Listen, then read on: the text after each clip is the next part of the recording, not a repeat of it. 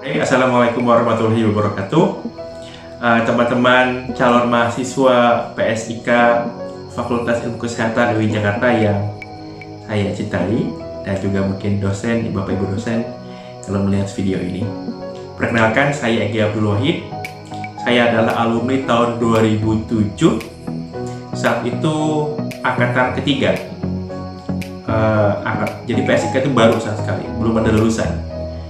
Saya adalah satu di antara tiga mahasiswa pria di angkatan saya. Jadi dulu itu satu angkatan hanya 50 orang mungkin ya, satu angkatan cuma satu kelas. Sekarang mungkin menambah ataupun setidaknya satu angkatan lebih dari 50 orang. Saya diminta oleh panitia saya sambil nyontek ya, PBAK atau penerimaan PBAK itu? Ya intinya kayak kalau zaman dulu itu ospek ya. Untuk memberikan testimoni sebagai alumni di PSIK. Saya diberikan beberapa outline, jadi saya sambil nyontek apa yang harus saya sampaikan. Tadi saya sudah perkenalan, saya alumni 2007. Kemudian mungkin sekarang kayak di mana ya? Jadi sebagai alumni PSIK mungkin kita punya banyak trajektori, kita punya banyak opsi. Sebenarnya tidak hanya PSIK sih, tapi semua jurusan itu punya banyak opsi. Kita bisa kemudian melanjutkan pekerjaan dengan apa yang kita kuasai. Saya dulu setelah pendidikan, saya menjadi seorang perawat di salah satu puskesmas di Sulawesi Tengah, di Kabupaten Toli-Toli. Ada yang di sana mungkin? Saya ikut program Pencerah Nusantara. Ada yang pernah dengar? Jadi program itu adalah program yang diinisiasi oleh Kantor Utusan Khusus Presiden untuk MDGs tahun 2012. Jadi sudah lama sekali, sudah hampir berapa tahun saya? 8 tahun mungkin pernah menjadi perawat di sana. Saya terpilih satu di antara 32 orang lainnya. Kemudian saya ditugaskan di Toli-Toli, Sulawesi Tengah, di satu puskesmas yang sangat indah karena perbatasan dengan perairan Malaysia dan punya salah satu pulau terluar. Di situ saya bertransformasi menjadi Egy yang sekarang. Berubah dari awalnya mungkin sangat teknis menjadi punya perhatian lebih terhadap sistem kesehatan yang lebih luas. Nah, setelah saya selesai menjadi perawat puskesmas, ini ceritanya sangat panjang sebenarnya, cuma mungkin kita akan fokus cerita bagaimana saya dulu kuliah di PSIK. Setelah saya selesai menjadi perawat di puskesmas selama setahun, saya punya perhatian lebih terhadap layanan kesehatan primer atau primary healthcare. Jadi puskesmas menurut saya harus menjadi sebuah platform yang membuat kita nakes punya opsi yang lebih baik atau punya kesempatan lebih baik untuk memberikan upaya maksimal untuk menyehatkan masyarakat, karena di puskesmas itu memang sangat beragam dan langsung bersentuhan dengan masyarakat. Setelah saya memikirkan banyak hal tentang bagaimana peran perawat dalam puskesmas dan bagaimana kita bisa mengembangkan puskesmas, saya setelah selesai itu melanjutkan S2 di salah satu kampus di Thailand, di Mahidol University. Kampus yang menurut saya nggak gede-gede amat, cuma menyenangkan. Di sana itu saya ambil Master of Primary Healthcare Management (MPHM) di Mahidol selama setahun. Karena di sana proyeknya studinya setahun. Saya dapat beasiswa di sana, beasiswa dari Raja Thailand, karena saya menuliskan esai dan beberapa pandangan saya tentang bagaimana puskesmas di Indonesia dan bagaimana peran yang harus saya lakukan sebagai seorang perawat saat itu. Diterima esainya, kemudian saya dapat beasiswa kuliah setahun di sana. Kuliah di luar negeri itu mungkin perlu salah satu di antara kita yang mau belajar, karena bisa membuat pandangan kita bisa lebih beragam, terutama karena kita bertemu dengan banyak mahasiswa lain, teman-teman dengan karakter berbeda. Lanjut, setelah saya S2, saya bekerja di satu NGO yang sekarang saya masih juga bekerja di CISDI atau Center for Indonesia Strategic Development Initiative. Ini sebenarnya adalah NGO yang dulu juga mengirimkan saya ke puskesmas. Saya sudah 5 tahun di sini. Sekarang posisi saya sebagai program direktur. Sudah berapa ya? Sudah mungkin hampir 2 tahun dengan posisi yang ini. Saya punya banyak program di tempat saya bekerja. Yang juga program yang saya kerjakan ialah bagaimana memperkuat puskesmas. Jadi bayangkan dari perawat puskesmas ngambil studi S2 tentang manajemen puskesmas, dan sekarang saya punya program memperkuat puskesmas. Lalu apa hubungannya dengan keperawatan yang saya pilih? Tentu sangat penting, karena saya jadi perawat, saya punya kesempatan kerja di puskesmas, dan saya punya kesempatan untuk memahami seluk-beluk puskesmas, dan kemudian mampu melihat apa yang bisa saya kembangkan di sana. Di program ini saya punya program Pencar Nusantara. Teman-teman bisa googling apa itu program Pencar Nusantara. Itu sebuah program penguatan layanan kesehatan primer, di mana mengirimkan tim kesehatan interprofesional, isinya perawat, bidan, dokter, teman-teman SKM, dan teman-teman yang lainnya, untuk bekerja selama setahun di puskesmas terpencil. Mirip saya dulu, saya alumni pertama, kemudian menjadi pengelola sekarang. Nah, kemudian ya itu mungkin riwayat pekerjaan saya. Jadi saya sekarang tidak memberikan pelayanan, cuma membantu teman-teman, cuma mengelola sebuah program yang tujuannya memberikan layanan kesehatan di puskesmas di daerah-daerah terpencil. Saat ini mungkin sudah ada 16 puskesmas, 16 provinsi yang sudah kami intervensi, dan saat COVID, saya juga mendeploy hampir lebih dari 15 puskesmas, mengintervensi 15 puskesmas untuk bagaimana bisa mereka merespon atau bisa melakukan program-program inovatif dalam menghadapi COVID-19. Oke, apalagi ya?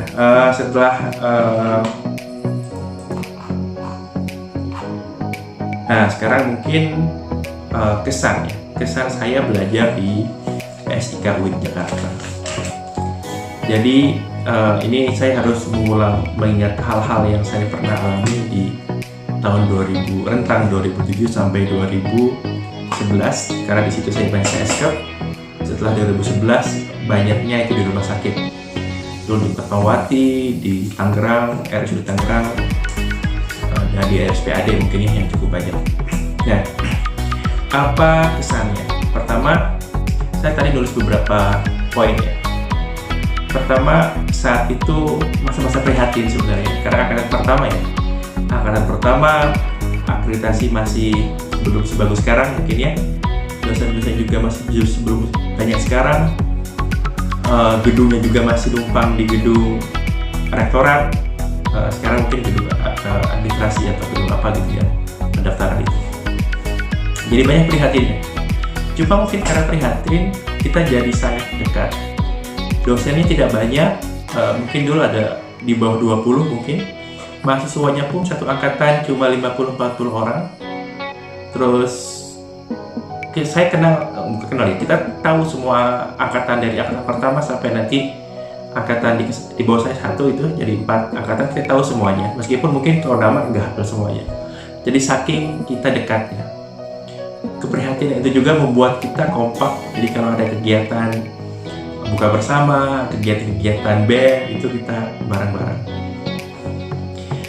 Yang saya ingat ketika dulu kuliah di PSIK, kalau saya lihat jurusan lain itu tiap tahun membukanya lebih dari satu angkatan. Ada 2 kelas, 3 kelas, PSIK bertahan di satu kelas. Saya sempat tanya ke Kaprodi saat itu Butin Gavina, "Bu, kenapa kita cuma menerima 1 kelas?" Terus ibu bilang, "Ya, saya nggak mau nanti kualitas kalian tergadaikan. Kalau dibuka kelas tambahan atau lebih dari 50 orang, dosen akan menjadi lebih berat ngajarnya dan kita tidak bisa menjaga kualitas dari mahasiswanya." dari sana saya ngambil kesimpulan bahwa ternyata dosen-dosen PSIK, saya yakin sampai sekarang juga, itu sangat memperhatikan dan menomorsatukan kualitas dari proses pembelajaran di PSIK. Oleh karena itu dulu kita lumayan intens ya, karena satu dosen itu fokus pada jumlah mahasiswa yang gak terlalu banyak, sehingga setiap detail ujian baik yang sifatnya teoritis maupun yang teori bisa lebih intens diberikan bimbingan. Saat itu juga banyak dosen-dosen yang memang berasal dari praktisi, sehingga memudahkan kita untuk memahami konteks. Jadi belajar itu selalu ada konten dan konteks dan tekstual. Tekstual tuh kita bisa baca di banyak sumber internet, atau lihat internet di YouTube atau di mana bisa baca buku. Secara tekstual kita bisa paham. Cuma secara konteks kadang kita membutuhkan bantuan dari dosen atau para senior kita di lapangan untuk bisa menghubungkan antara apa yang dituliskan di tekstual dengan apa yang seharusnya dilakukan oleh seorang perawat ketika melakukan praktiknya di setting kerjanya. Jadi itu kesan pertama saya. Yang kedua, saya juga mengalami transisi ya, jadi dari gedung lama ke gedung baru.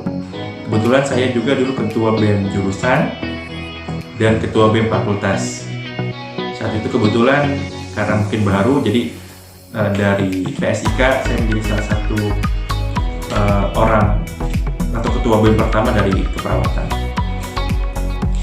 di fakultas. Nah, ketika saya jadi ketua BEM fakultas, saya punya kesempatan untuk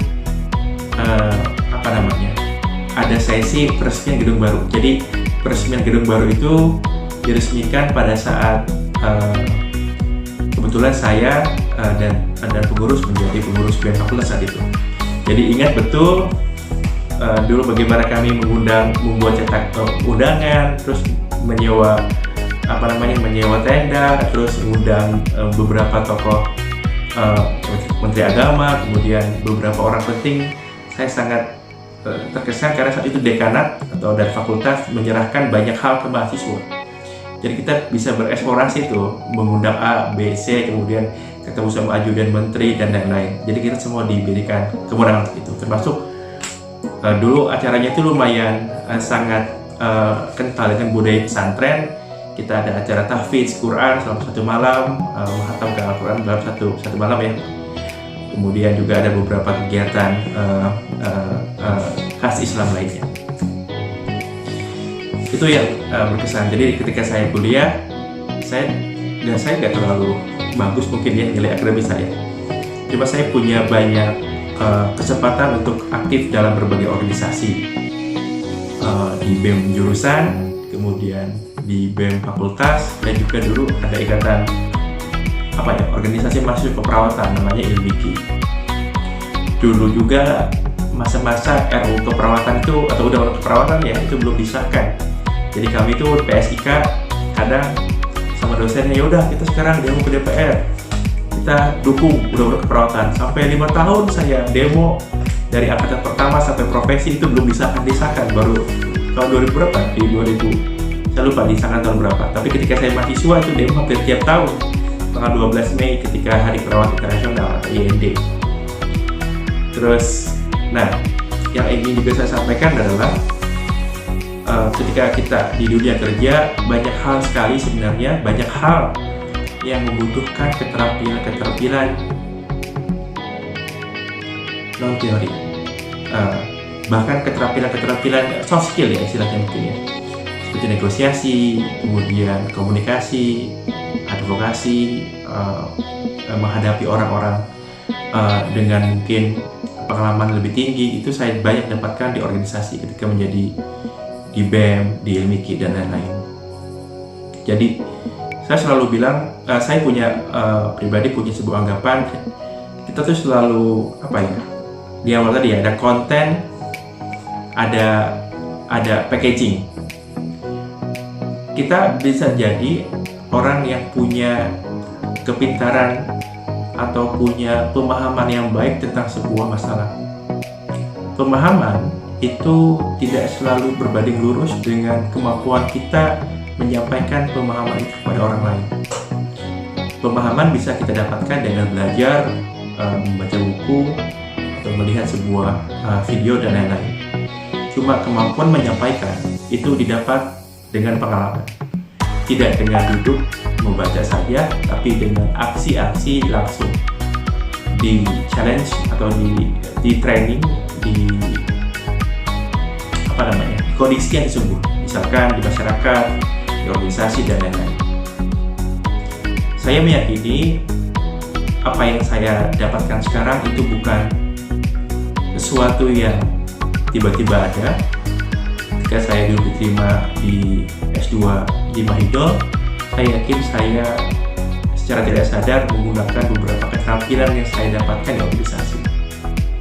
Ketika saya menjadi staff di GISD sampai jadi direktur saat ini, saya yakin itu tidak hanya tentang pemahaman saya tentang sebuah sistem kesehatan, tentang sebuah isu-isu kesehatan, tapi juga bagaimana saya bisa menyampaikan apa yang saya pahami ke orang-orang lain. Sampai kemudian saya juga dapat kesempatan baru mungkin di awal tahun ini, di Februari ini, selama setahun terakhir saya dapat kesempatan untuk ikut course di Harvard University. Itu pun tidak datang karena pemahaman saya tentang masalah kesehatan Indonesia, tapi pengalaman-pengalaman yang saya dapatkan ketika mengelola organisasi dan terlibat langsung dalam merumuskan berbagai solusi. Jadi sebagai mahasiswa kita punya waktu 4 tahun, itu waktu yang cukup lama untuk kita berkembang. Maka manfaatkan waktu itu untuk mencari apa yang kita inginkan. Tentu belajar menjadi nomor satu karena tujuan kita ada di kampus. Tapi sambil belajar kita bisa mengembangkan banyak kesempatan. Karena menjadi perawat kalau cuma tahu teknis doang, itu akan banyak sekali hal yang tidak bisa kita perjuangkan nantinya. Kita butuh hal-hal lain selain pemahaman kita tentang sebuah isu-isu di bidang keperawatan. Tadi skill-skill tadi bisa dilatih dengan banyak hal. Saya berharap momen ini menjadi pergerakan bagi kita untuk bisa mengembangkan diri ke depannya, kemudian bisa menjadikan kita insan menjadi perawat yang utuh, tidak hanya menguasai tentang teknik, tentang pengetahuan keperawatan atau bidang kesehatan, tapi juga mampu melakukan upaya advokasi dan memberikan inovasi-inovasi lain di pelayanan kesehatan. Begitu mungkin dari saya. Sekian salam saya kepada Bapak Ibu dosen yang telah membuat saya menjadi seperti sekarang. Teman-teman di kampus juga mungkin sekarang ada yang jadi dosen di sana. Sekian dari saya, mohon maaf. Assalamualaikum warahmatullahi wabarakatuh.